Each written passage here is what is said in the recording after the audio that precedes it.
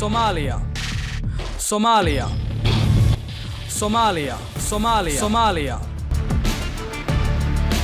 Soomaaliya waa dal Soomaaliduna waa dad sanadihii u dambeeyay wajahayay lana xarbinayay waxyaalo aad u fara badan oo ay kow ka tahay helida nabad taama la dagaalanka musuqa kor u qaadida kaabayaasha dhaqaale helida xarumo caafimaad oo tayo leh waxbarasho tayaysan iyo wixii la halmaala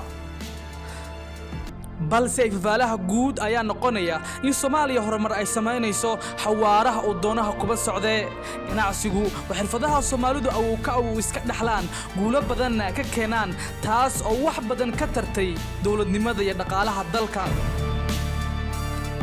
haweenka Soomaaliyeed oo lagu tiriyo lafdhabarka ummadda Soomaaliyeed ayaa iyaguna boos muhiim ah ka ciyaaray kana ciyaaraya dib u yagaleelida dawlad adag oo ka dhalata dalka Soomaaliya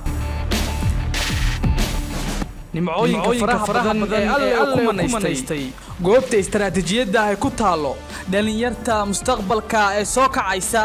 rabitaanka dadka Soomaaliyeed ee ku salaysan helitaanka dawladnimo dhameystiran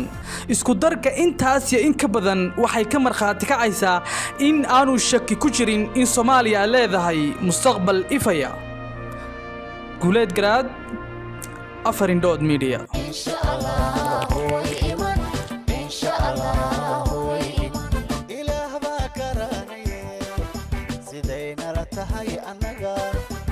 done.